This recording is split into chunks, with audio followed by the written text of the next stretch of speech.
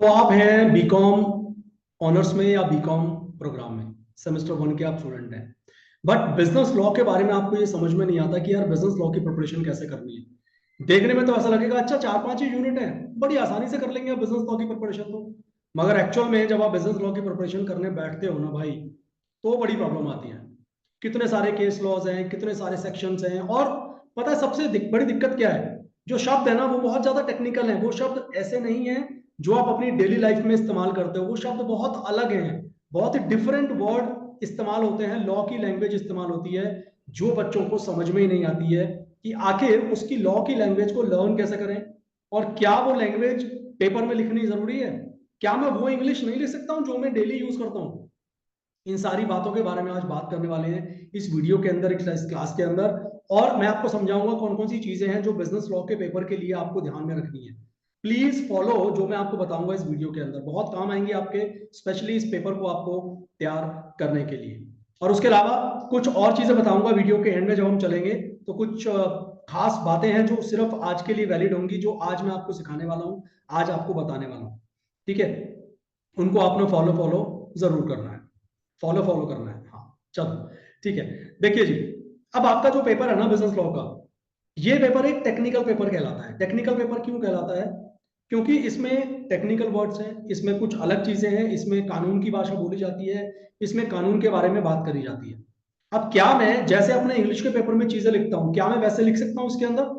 नहीं लिख सकता मैं। मुझे कुछ अलग टिप्स की जरूरत है, मुझे कुछ अलग चीजों की जरूरत है जो मैं अपने पेपर के लिए फॉलो करूंगा। देखिए अब आपको क्या फॉलो करना है, आपको ये 5 बातें मेरी याद रखनी है जब आप अपने बिजनेस लॉ की प्रिपरेशन करोगे, और साथ ही साथ जब आप अपने बिजनेस लॉ का पेपर लिखोगे। सबसे पहला और मोस्ट इंपॉर्टेंट चीज, टेक्निकल शब्द। देखो, जैसे मैंने आपसे एक मोबाइल फोन खरीदा, और मैंने उसके बदले में आपको 5,000 रुपए दे दिए। अब आपके और मेरे बीच में कॉन्ट्रैक्ट बन गया, एक डील हो गई। ठीक है, आम भाषा में क्या बोलेंगे?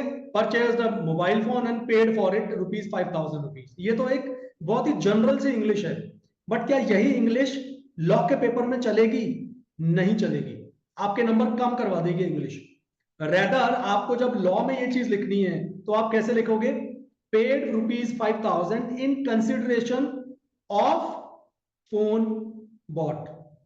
कंसिडरेशन एक ऐसा वर्ड है जो लॉ का वर्ड है, जो टेक्निकल वर्ड है। आपको ऐसे ऐसे शब्द इस्तेमाल, contract, under a contract, in a contract of sale of this phone we paid a consideration of rupees 5,000 to the seller.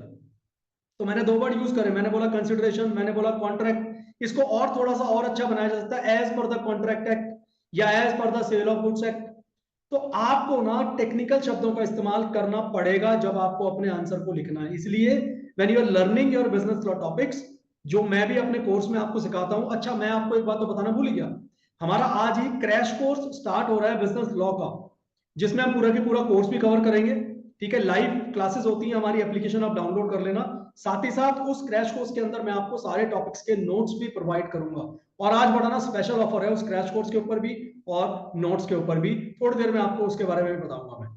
तो आपको अपने बिजनेस लॉ की प्रिपरेशन में क्या करना है, जो लॉ के टेक्निकल शब्द हैं उनका इस्तेमाल आपको जरूर जरूर करना है। दूसरी बात भाई, आपको क्या करना है, टेनियर जरूर बाय कर लेना।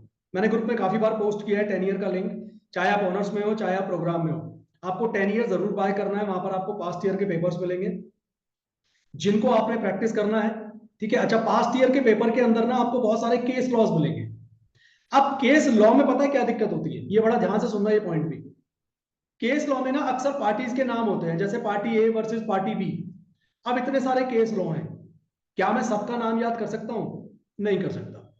अब इसकी ट्रिक क्या है, आपको किसी पर्टिकुलर टॉपिक में कोई केस लॉ मेंशन करना है, आपको उसके बारे में बताना है, तो लिखेंगे as per the decided case, या as per a decided case, उस केस में ये हुआ था, और आपने उस केस को एक्सप्लेनेशन दे दी।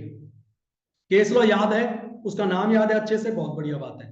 अगर केस लॉ का नाम याद नहीं है तो कभी भी ना गलती से भी ना भाई गलत नाम मत लिख देना उस केस लॉ का। गलत नाम लिख दिया ना आपने तो भाई वो केस लॉ पूरा की पूरा गलत हो जाएगा आपको।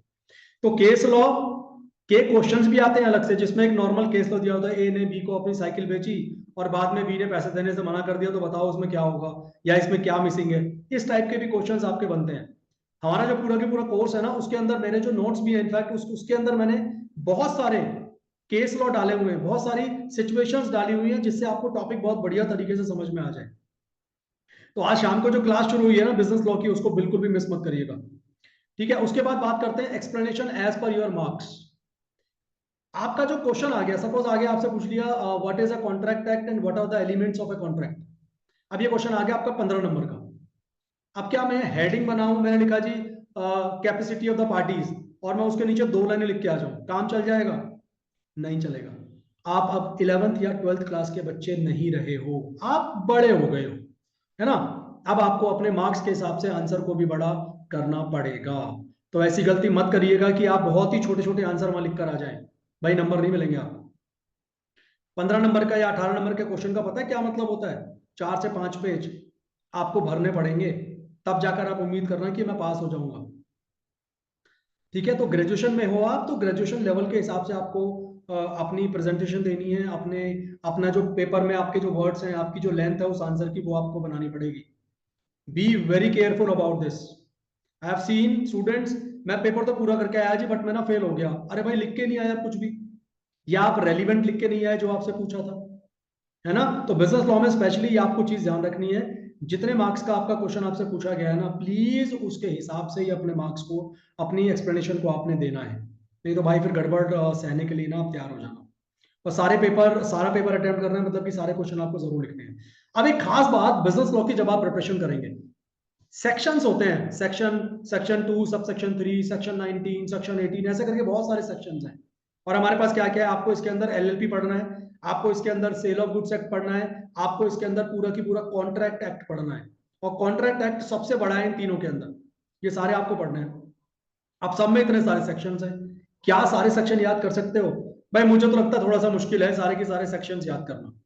अब इसका एक तरीका बता दूं आपको। कहते हैं ना, सांप भी मर जाएगी और लाठी भी नहीं टूटेगी। देखो उसका तरीका क्या है। सपोज आपको किसी चीज के बारे में बताना है, और उसके अंदर है सेक्शन 30, और वो कॉन्ट्रैक्ट एक्ट के अंदर आता है। तो पता है, और अब आपको ना एग्जाम में ना सेक्शन के अंदर डाउट हो रहा है कि जी सेक्शन 30 था कि 31 था कि 32 था, पता नहीं क्या था, अब आपको याद नहीं आ रहा है। तो आपको क्या करना है, आप लिखेंगे as per contract act.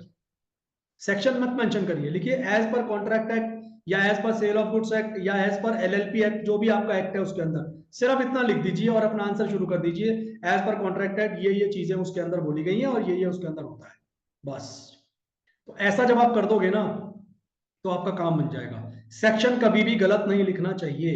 Section number गलत लिख दिया और आपका अंदर का एक्सप्लेनेशन अगर सही भी है, गलत है वो, पूरा आपका पूरा की पूरा आंसर गलत हो जाएगा। अब आप ये गलतियां ना करो। अब आप अपने बिजनेस लॉ की प्रिपरेशन में आपको टेंशन ना हो, आपको समझ ना आए इतना सारा सिलेबस है मेरा तो मैं कैसे करूंगा, उसके लिए ना आज के दिन मैं आपके लिए कुछ ऑफर लेकर आया हूं। एक बार देखते हैं क्या क्या ऑफर्स हैं वो। पहली चीज है, बिजनेस लॉ के आपको सिर्फ अगर नोट्स लेने हैं, तो आज पूरे दिन ये ऑफर वैलिड रहेगा, सिर्फ 49 रुपीज में आपको पूरे की पूरे बिजनेस लॉ के आपको नोट्स मिल जाएंगे, पीडीएफ फॉर्मेट में है, विद केस लॉ है, सारी की सारी चीजें उसके अंदर मैंने डिस्कस कर रखी हूँ नोट्स के अंदर। तो आप ये नोट्स ले सकते हो। आज का ऑफर अवेलेबल है, एप्लीकेशन पे आप जाएंगे, एप्लीकेशन डाउनलोड कर लीजिएगा प्ले स्टोर से, और उसके थ्रू आप ये बाय कर सकते हैं। उसके अलावा हमने अपने बिजनेस लॉ का ही एक वीडियो कोर्स, जिसके साथ में नोट्स भी दूंगा, वो भी अवेलेबल है एप्लीकेशन के ऊपर ही। आप ये वीडियो कोर्स भी ले सकते हैं, जिसमें सारी क्लासेस कवर है, सारे टॉपिक्स के वीडियोस आपको वहां पर मिल जाएंगे, प्लस हर एक टॉपिक के आपको नोट्स मिल जाएंगे। आज का जो प्राइस है इसका, वो सिर्फ 249 है, सिर्फ 249 पूरा कोर्स अलॉन्ग विद नोट्स। इसके अलावा एक चीज और आज हम शुरू कर रहे हैं शाम को, जो है बिजनेस लॉ का पूरा की पूरा क्रैश कोर्स, जिसमें मैं बहुत जल्द 10 से 15 दिनों के अंदर अंदर आपका पूरा की पूरा कोर्स करवा दूंगा। और जो बच्चे क्रैश कोर्स में एनरोल कर रहे हैं उनको मैं नोट्स भी प्रोवाइड कर रहा हूँ। सीट्स ऑलरेडी बहुत लिमिटेड है इस क्रैश कोर्स के अंदर, बिकॉज मैं ज्यादा बच्चे कभी भी नहीं लेता हूँ, चाहे वो ऑनलाइन मोड हो चाहे वो ऑफलाइन मोड हो। मेरा मानना है बच्चे कम होंगे तो बच्चों को ज्यादा अच्छे से समझ में आता है। तो अगर आप ये क्रैश कोर्स ज्वाइन करना चाहते हैं, जिसका ऑफर ऑलरेडी चल रहा है, आज का प्राइस है उसका 499, आज अगर आप लेते हो तो 3 ऑफर मैंने आपको बता दिए। आप नोट्स बाय कर सकते हो, आप video classes plus notes buy कर सकते हो, या आप क्रैश कोर्स भी ले सकते हो। तो भाई बिजनेस लॉ का पेपर मेरी तरफ से आपका बहुत बढ़िया तरीके से प्रिपेयर हो जाएगा। अगर आपने मेरे साथ ये क्लासेस ले ली। बाकी मर्जी आपकी है, आपको लगता है आप खुद कर सकते हैं प्रिपरेशन तो करके देख लीजिए, अच्छी बात है, कोई दिक्कत की बात नहीं है। ठीक है, तो जो भी टिप्स एंड ट्रिक्स मैंने आपको आज के वीडियो में बताई है ना भाई, पूरी की पूरी फॉलो कर लेना। आपका बिजनेस लॉ में पास होने से ना आपको कोई भी नहीं और रोक पाएगा। अब हम मुलाकात करेंगे शाम को अपने क्रैश कोर्स वाली पहली क्लास के अंदर। तो जल्दी जाओ, एप्लीकेशन डाउनलोड करो, क्रैश कोर्स ज्वाइन करो, और चैनल अगर अभी तक भी सब्सक्राइब ना किया हो जल्दी से सब्सक्राइब कर लो, और टेलीग्राम चैनल पर भी आप मुझे ज्वाइन कर लेना, वहां पर भी बहुत सारे अपडेट मैं आप लोगों के लिए लाता रहता हूँ। अच्छा, एक बात और बता दूं, एप्लीकेशन के ऊपर ना 6-7 टेस्ट हमने डाले हैं बिजनेस लॉ के, आप अपनी प्रैक्टिस के लिए वो टेस्ट कर सकते हो, they are all free of cost. Thank you so much, अब मिलेंगे हम नेक्स्ट क्लास में।